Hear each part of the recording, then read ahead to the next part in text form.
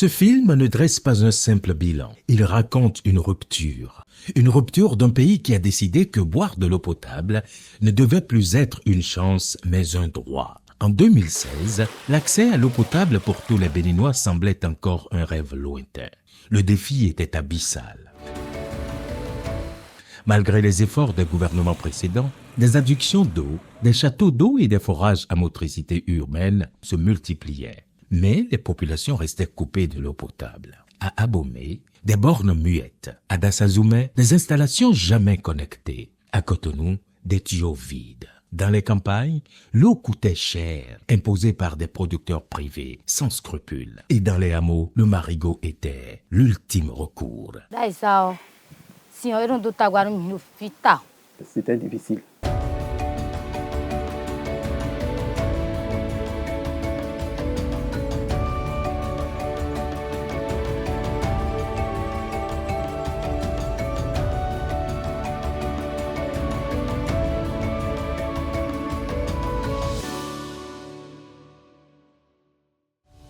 Bien avant, l'eau que nous buvons, c'est l'eau de ruissellement. Il y avait une rivière à côté ici, c'est ça qu'on prend et on ajoute des produits dedans pour que ça soit un peu clair. Après ça, il y avait des privés qui ont fait des efforts personnels dans la zone. Et c'est ça qui nous a permis aussi d'avoir un peu de l'eau. Mais pour aller prendre ça, c'est difficile. Parfois, les gens ferment leur portail, donc tu es obligé d'attendre aux heures qu'ils veulent avant de nous donner de l'eau. Mais avec ceci, maintenant, je vois que l'accès est facile. Bienvenue dans le Bénin nouveau. Depuis une dizaine d'années, le gouvernement place l'accès universel à l'eau potable au cœur de ses investissements sociaux. Du nord au sud, en zone rurale comme urbaine, des projets structurants ont transformé la réalité. Une seule ambition, garantir l'accès à l'eau potable à tous les Béninois.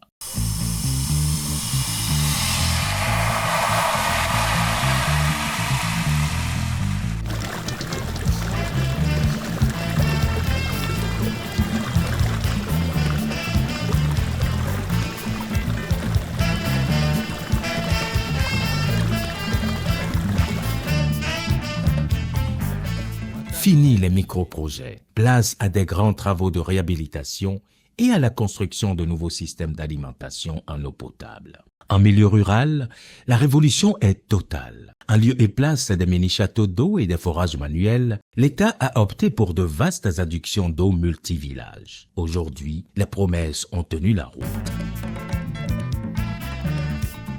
Avec l'avènement du gouvernement du président Patrice Talon, les actions et les initiatives engagées pour pouvoir asseoir de façon durable une économie résiliente et prospère intègrent un certain nombre de programmes qui ont pour finalité de corriger les inégalités, mais surtout d'accroître le bien-être des populations. Et parmi les programmes et les actions engagées dans ce cadre, le secteur de l'accès à l'eau potable occupe une place prépondérante.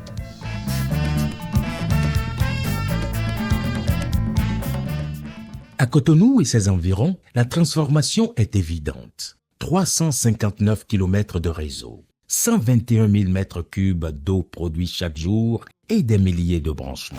L'eau coule tous les jours, chaque nuit. À Abomey-Calavi, des dizaines de milliers de foyers sont désormais alimentés. Une station neuve, un château d'eau, une nouvelle respiration pour des dizaines de milliers de personnes. Sur cet ensemble de la partie la plus peuplée, la partie sud de la conurbation de Cotonou jusqu'à Abomey-Calavi, des travaux importants ont été réalisés qui permettent aujourd'hui de corriger les vulnérabilités, de corriger les inégalités et d'introduire un certain bien-être quant à l'accès à l'eau potable.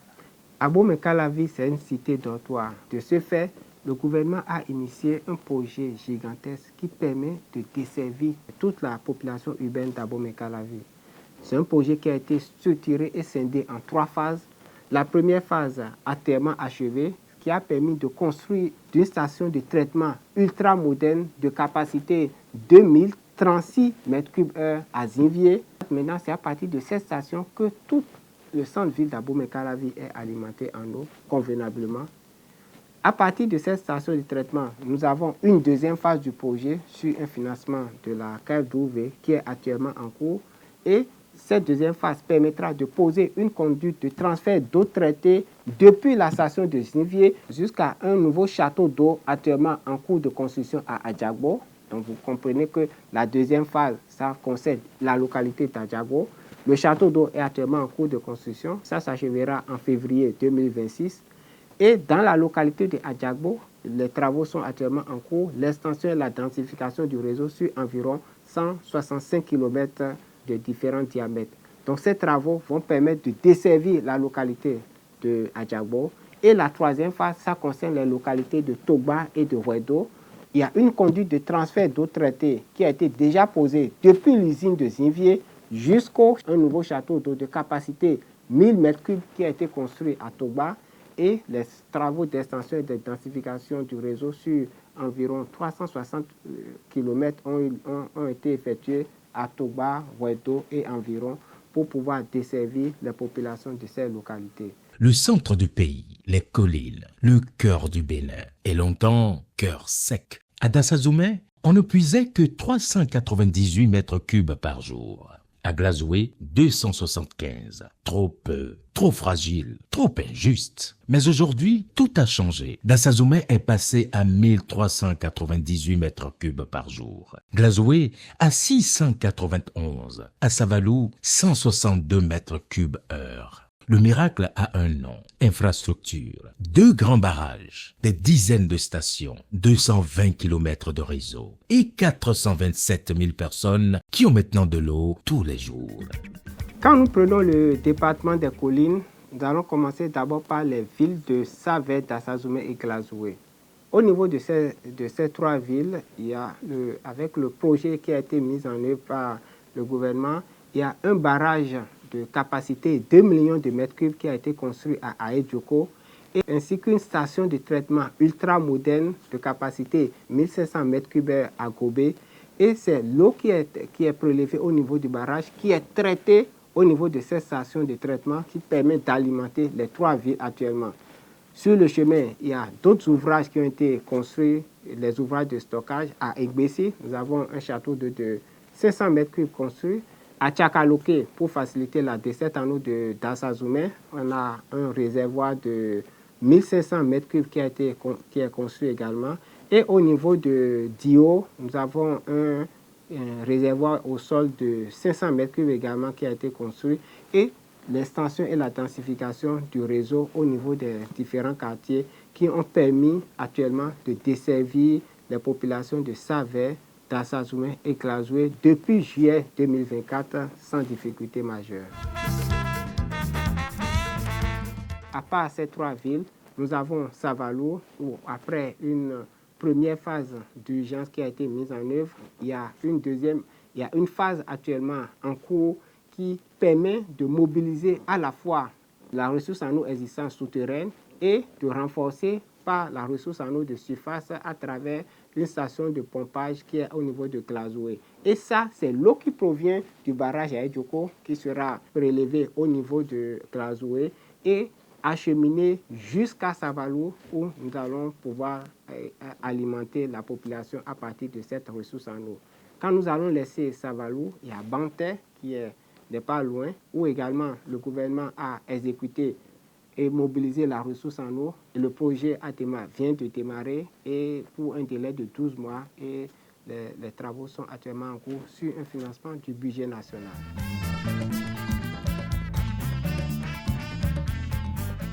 D'ailleurs, si on est vers nous mettons,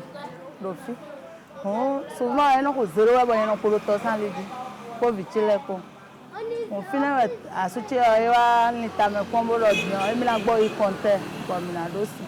Comptait aí o gudo a coisa beto bidosi onde ora foza wa honto ajandagbe ele ara yi to kon le cho ena le mo si on dun an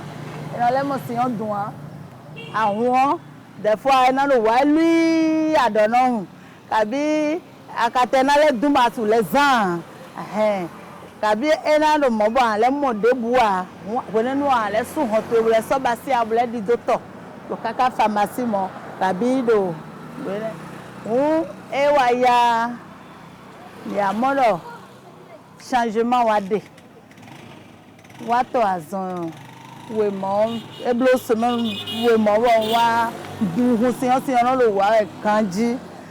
Wala e mo melole o yo reprendre no lole ne ho si we no kaka je ga elo be dion. Mi da laisse.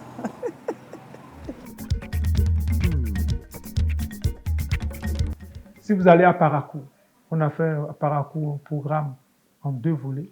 Le premier volet a permis d'avoir une station moderne. Le deuxième volet nous permet aujourd'hui d'impacter pratiquement tous les quartiers de Parakou. Donc si vous voyez un peu ce que nous sommes en train de faire, je me cantonne aux centres les plus importants. Nous avons essayé de régler le problème de l'accès. Et ça nous permet aujourd'hui vraiment de tutoyer l'atteinte des objectifs de développement durable 6 des Nations Unies, qui est l'accès à l'eau potable à tous. À la campagne, Céline se réveille à 6 heures. Balayer la cour, préparer le petit déjeuner, s'assurer que les enfants sont à l'école. Mais aujourd'hui, une corvée a disparu. Fini les longues marches jusqu'au fleuve Koufo. L'eau coule maintenant d'un robinet. Juste là, non loin de sa concession.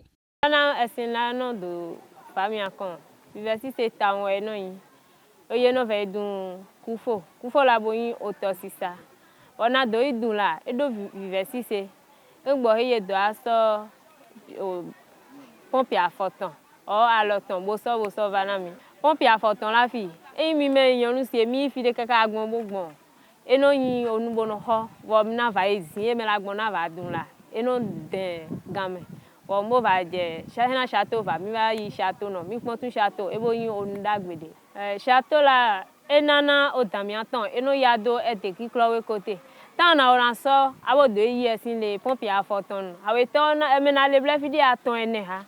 Mais la ba va dunvo ke ngbo he na mi ona va tun hebo na va tun game na din do e ina over château kon o dan to e na ya bo château la bo mo yes ndagbe bo fa o kon do e deji e na so u ganji na we. Un forage profond, un château d'eau visible à des kilomètres et un réseau multivillage qui, pour la première fois, permet à des centaines de familles d'accéder à l'eau potable en permanence. Contrat d'affermage que nous avons signé, donc ces missions sont très claires. Premièrement, c'est d'exploiter de façon professionnelle les infrastructures qui sont mises en disposition. Deuxièmement, d'améliorer tous les indicateurs de performance, parce que dans un contrat d'affermage, il y a des indicateurs, notamment les taux d'accès, le rendement des réseaux, notamment les taux d'encaissement. Donc aujourd'hui, ils sont très bas. Donc l'État nous demande de les relever à des niveaux qui sont conformes aux standards internationaux et de maintenir le patrimoine qui est mis à nos dispositions en état de fonctionnement permanent. Alors, dans la stratégie de privatisation des services publics d'eau potable au Bénin, l'État a maintenu l'idée d'entretenir une compétition. Ce n'est pas une concurrence. Donc, il y a 2 opérateurs qui sont sur l'ensemble du territoire en milieu rural. Et pour ce qui nous concerne, nous couvrons 8 départements constitués, enfin qui représentent à peu près 49 communes où nous assurons le service d'eau potable. L'agence de l'eau a confié à la société fermière, en l'occurrence notre société, la SBA des eaux, la gestion technique et commerciale du service de l'eau potable en milieu rural, dont notre périmètre d'affermage, à savoir les 3 départements de l'Atlantique dans le sud, la Takora et la Donga dans le nord et le centre-ouest. En grosso modo, la SBA des eaux, conformément aux conditions de contrat, fait le meilleur d'elle-même pour assurer une continuité de la desserte d'eau en quantité et en qualité à tous nos abonnés. Et ce n'est pas tout. L'eau est maintenant accessible à toutes les bourses. En milieu rural, un tarif unique est appliqué. 15 francs CFA la bassine, 598 francs CFA le mètre cube. L'eau ne doit pas coûter plus cher au village qu'à la ville.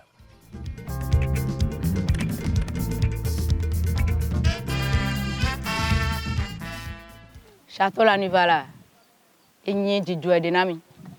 Dena afọ we pompe ya foton la no hodo o mo no hodin do mu château la mi tete no ton château bo ver we bona ver o cho hena ye va de bo ahunu le nu na mi va konton on va faire au cacare. Bidon quoi tomber, y non ça doit attendre. Voilà, château est c'est là mais va quand est là rien c'est mi menyonde. Bofa, bobono jadi. Y le laisse baza maintenant y bo so donya va avoir non oui ganti abo le plein. Ceci là, je vais dire que 1 mètre cube ça tourne autour de 588 francs. Alors que l'autre là, si tu avais pris 1 mètre cube, 40 bidons là, ça tourne autour de 1000 francs. Moi je vois qu'il y a une grande différence. Dans les quartiers d'Akpakpa, d'Aglangandan et de Semepodi, l'eau n'était pas un service, c'était un luxe. Quelques heures par jour, parfois moins. Pour mettre fin à cette injustice, le gouvernement a déclenché une action d'urgence et engagé près de 17 milliards de francs CFA. Un chantier d'envergure est alors lancé. Une usine de traitement de 1000 mètres cubes par heure, 4 nouveaux forages, 2 réservoirs, un système de télégestion et plus de 35 km de canalisation moderne installés sous terre. L'objectif était clair, offrir aux populations une eau qui arrive enfin sans rupture. Une eau qui coule en continu, tous les jours, à bon débit et pour longtemps. Les efforts du gouvernement pour la partie est de Cotonou, Akpakpa, qui était vraiment en peine, sont même intitulés « Mesures d'urgence d'Akpakpa ». Parce que dans la correction globale de ce que nous sommes en train de faire sur instruction du gouvernement pour améliorer l'accès pour l'ensemble de la conurbation de Cotonou, le projet au départ, c'était de renforcer Akpakpa. Mais la mesure d'urgence a complètement changé l'option du gouvernement. L'option du gouvernement, c'est de doter définitivement Akpakpa de son usine. Et nous sommes allés jusqu'à Djara pour pouvoir trouver un champ captant qui nous a permis de mobiliser pratiquement 600 mètres cubes heure, c'est déjà très important, et de transporter l'eau depuis Adjara en traversant la lagune de Port-Nouveau pour atterrir à PK18 et alimenter une usine ultra moderne avec une base de reprise de pratiquement 1000 mètres cubes et qui permet d'alimenter le château d'eau qui est derrière le marché de Touplébé pour pouvoir complètement corriger les peines des habitants d'Akpakpa. Aujourd'hui, Akpakpa n'a plus de problème d'eau. Comme je l'ai dit, depuis juillet, nous corrigeons pas mal de choses, mais aujourd'hui, le déficit de production est corrigé. Le château d'eau se remplit. Nous avons déjà même eu des témoignages. Moi, j'ai des messages de personnes qui me disent « Ah, mais vous savez pas, on ne sait pas ce que vous avez fait, mais on n'a même plus besoin de suppresseur pour avoir l'eau au premier étage. » Donc, c'est quelque chose donc, qui va s'améliorer avec le temps.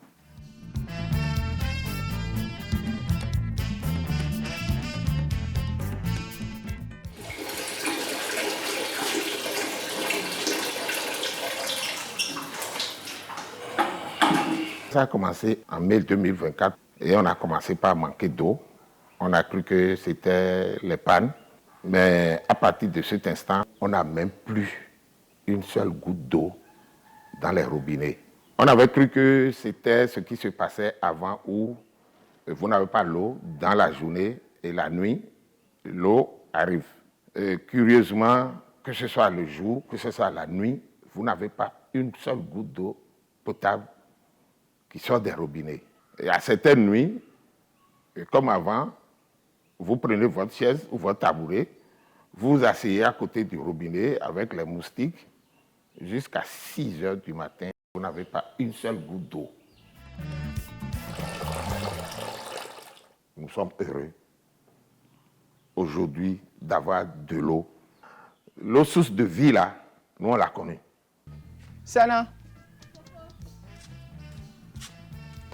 Vas-y, c'est bon ici, non?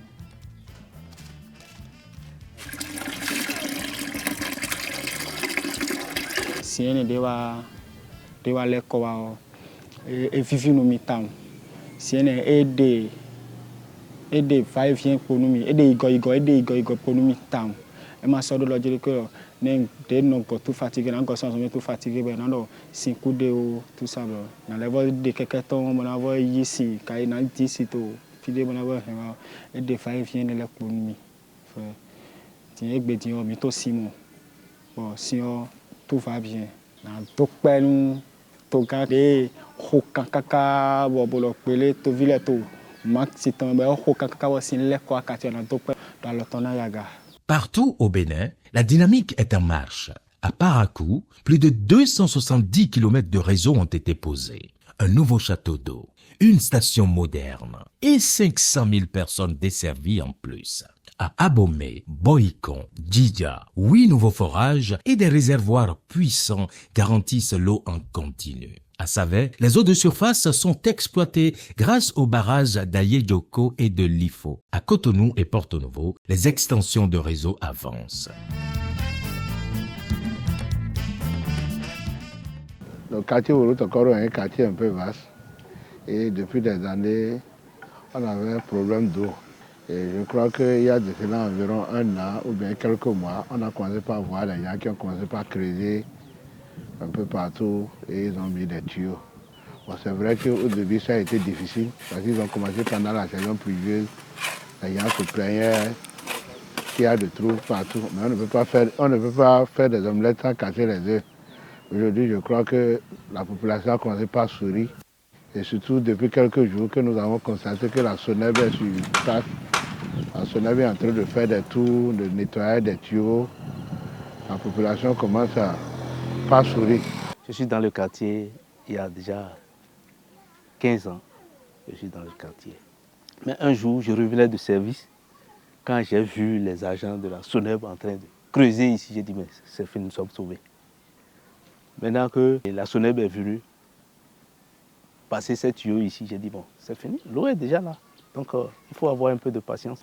Nous sommes très contents de voir ce projet-là se réaliser. Le pays entier bouge, investit, livre, relie, transforme. Résultat, aujourd'hui, plus de 77% des zones rurales ont accès à l'eau potable et en milieu urbain, 84%. L'objectif est clair, 100% avant l'échéance des ODD en 2030. En 2016, on était à 5 personnes sur 10 qui avaient accès à l'eau potable en milieu urbain. Aujourd'hui, nous sommes pratiquement à 8 personnes sur 10. On tend avec pratiquement 80%, donc c'est 8 personnes sur 10 qui ont accès à l'eau potable. Et ça fait que les progrès que nous avons enregistrés permettent d'impacter aujourd'hui 5 800 000 personnes en milieu urbain.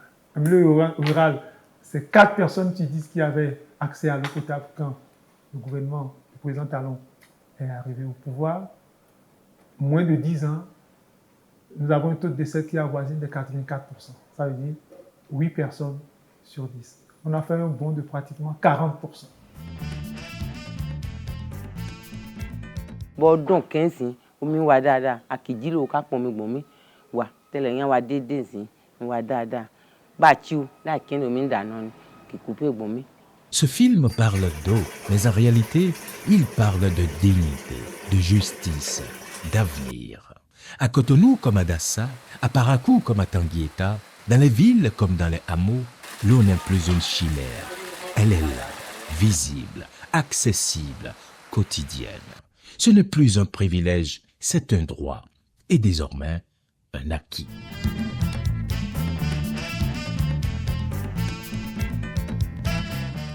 Aujourd'hui, le gouvernement a subventionné et puis nous avons de l'eau potable. Et actuellement, nous n'avons plus dans les marigots pour chercher de l'eau. J'ai eu ce compteur à un coût réduit, 10 000 francs. Vraiment, je suis fier. Je suis fier, il faut le dire, je suis fier. Le gouvernement a fait d'énormes travail. Et nous devons le remercier et le reconnaître aussi. Depuis que vous êtes venu installer votre robinet dans le collège, vraiment, la communauté scolaire du CEG Toria Vamey est dans une grande joie. Donc, je tiens à dire merci. Les efforts qui ont été déployés par le gouvernement pour la mise en place des infrastructures et des investissements que je viens de décrire sont des efforts importants. Et les moyens mobilisés pour en arriver à ce niveau d'investissement sont des moyens inégalés qu'on n'a jamais connus par le passé. Le gouvernement a investi un montant total de 434 milliards de francs CFA à date de 2016 à 2025 pour pouvoir financer l'ensemble de ces infrastructures. Ça, c'est dans l'urbain. Dans le rural, les efforts ont été plus importants, pratiquement le double. Donc vous voyez un peu de 2016 à 2025 ce qui a été consenti dans ce secteur pour pouvoir permettre de satisfaire donc les besoins qui étaient de vrais défis en 2016, qui en 2025 aujourd'hui nous sommes en confort de travailler à les satisfaire. Le Bénin a prouvé que les promesses peuvent devenir pression, que les discours peuvent devenir débit, que la volonté peut devenir réseau et qu'un simple robinet peut tout changer.